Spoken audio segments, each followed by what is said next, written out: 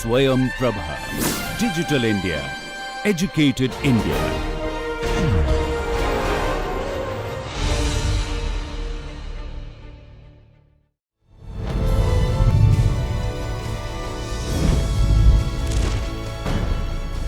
योगः कर्मसु कौशलम्.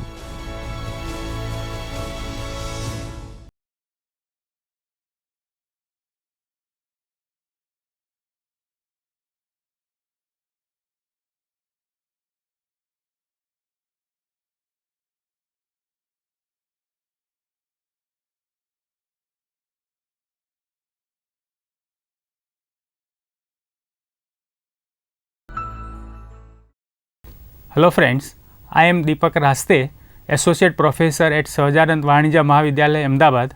Today we are going to discuss cost volume profit analysis, that is CVP analysis. There are three main important branches of accounting, that is financial accounting, cost accounting and management accounting. Now financial accounting deals with preparation of financial accounts based on historical information, whereas cost accounting deals with cost determination of product or service which is based on estimation, while the management accounting deals with managerial decision which is based on historical information as well as cost estimation. Thus, the management accounting is based on cost accounting as well as financial accounting. Now we are going to discuss components or methods of different accounting systems. Financial accounting covers preparation of income statement, that is profit and loss account and balance sheet. Cost accounting includes preparation of cost per unit by applying job costing method, batch costing method, process costing method and other costing techniques. While management accounting covers ratio analysis, cash flow statement analysis and marginal costing. Now you will think that marginal costing may be the method of cost accounting, but it is not so. Marginal costing is not a method of costing like job costing, batch costing, process costing, etc. All above stated techniques are used for cost determination, while marginal costing is used by the managers for making certain decisions. Marginal costing is a technique or system of presentation of sales and cost data with a view to guide the managers for taking short term decisions like sales mix decision, make or buy decision, accept a special order or not decision. It is also used by managers for cost control, budgeting and profit planning. The base of CVP analysis is marginal costing. The basic objective of any business is to maximize profit. The profit is equal to sales volume less total cost. Sales volume can be derived by multiplying number of units sold with selling price per unit, whereas total cost is the total of total fixed cost as well as total variable cost. Calculated profit is a dependent factor, whereas the profit is affected by some other independent factor. The profit is a dependent factor and the independent factor on which the profit is based are volume of sales, selling price, per unit variable cost, total fixed cost, total sales mix. It means that the main expectation of management is to make profit and to maximize the profit. Now the profit is a dependent factor which is affected by other independent factors like volume, selling price, variable cost, fixed cost, sales mix, change in profit due to any individual factor or change in any more than one factor, and all even change in all other factors the profit will change. For example, if the sales volume will change, the profit will also change. If the selling price increase or decreases, the profit will also increase or decrease. Thus, any other factors will change, then it will affect on the profit. Now let us discuss the meaning of CVP analysis. CVP analysis explains the relationship between selling price, total sales revenue, volume of production, fixed cost, variable cost and profit. The main objective of CVP analysis is to examine the effect on independent factor, that is, it is used to examine the effect of change in independent factor on dependent factor, that is on profit. That means if the sales volume changes, the profit will also change, which is explained by CVP analysis. The other objective is to appropriate coordination among internal factors. It is used by the management to improve the relationship among all other factors. The third objective of CVP analysis is to rational the selling price. Means the CVP analysis helps to decide the appropriate selling price. And the next objective is to decide the optimum sales mix. Means when the different products are manufactured, then the optimum sales mix decision can be taken with the help of CVP analysis. The another objective of CVP analysis is marketing strategy. Means that it is used for formation of marketing strategies. In brief, the basic objective of CVP analysis is of profit planning. Now let us discuss basic assumption in CVP analysis, because CVP analysis is based on certain assumptions. The first assumption is constant selling price policy. Means irrespective of any level of sales, the selling price will remain the constant. Means there is no change in selling price even if the sales increases or decreases. The second assumption of CVP analysis is no quantity discount allowed. At the time of sales, no quantity discount is allowed. Means even if the sales increases, no discount is allowed at any level of sales, and due to these two assumptions, sales line can be plotted as a straight line. Third assumption is segregation of costs. Costs are divided into two categories, that is variable and fixed cost. The fourth assumption of CVP analysis is behavior of fixed and variable cost. Total of the fixed cost is constant at all level of sales, while variable cost per unit will remain constant. So here it is interesting to note that the fixed cost in total remains the same at any level of sales, while variable cost per unit remains the same at any level of sales. So variable cost has a direct relationship with production. If the production increases, the total variable cost will increase in the same proportion.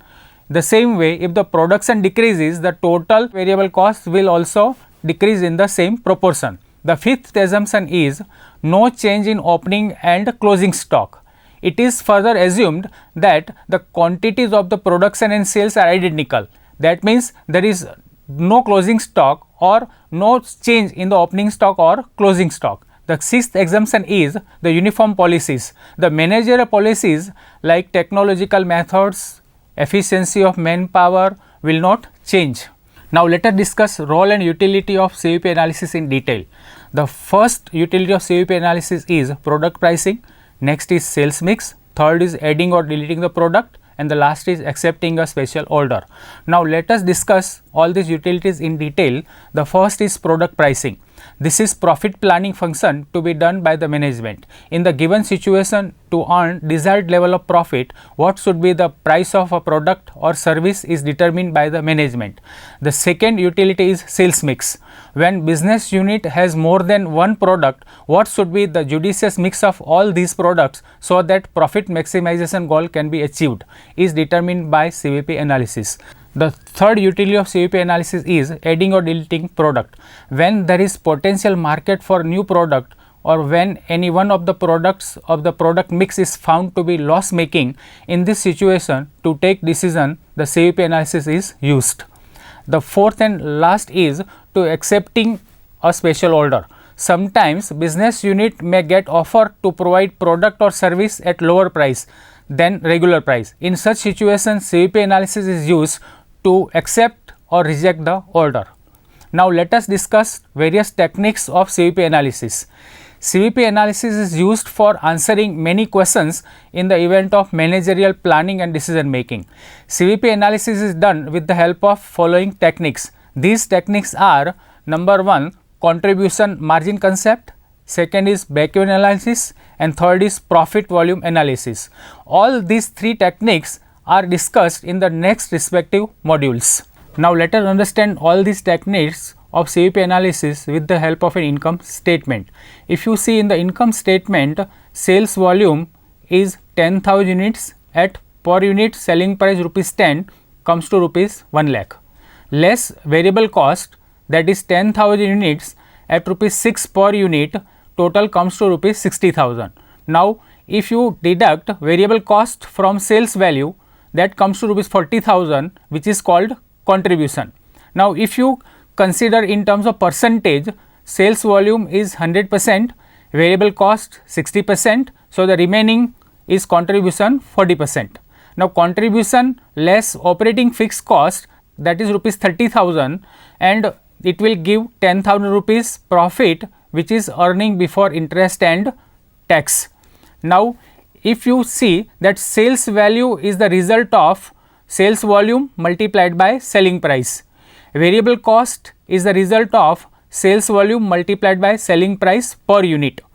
There is same relationship between volume and price of sales value and variable cost determination.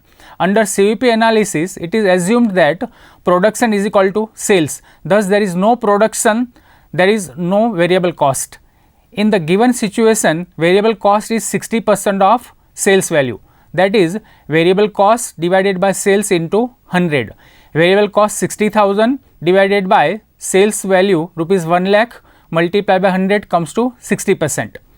Now, if there is variable cost is of rupees 75,000, what will be the sales value? Variable cost, that is percentage to sales, is variable cost divided by sales into 100. Now, we have seen that variable cost to percent to sales is 60%, that is 75,000 divided by sales into 100. Now, 60% is equal to 75,000 divided by sales. So, the sales comes to rupees 1,25,000. Now, let us confirm that if the sales is rupees 1,25,000, variable cost will be 60% of 1,25,000, that is rupees 75,000, and the remaining is the contribution rupees 50,000. Now, contribution less fixed cost rupees 30,000, that comes to earning before interest and tax rupees 20,000. So, there is a positive relation between sales and variable cost.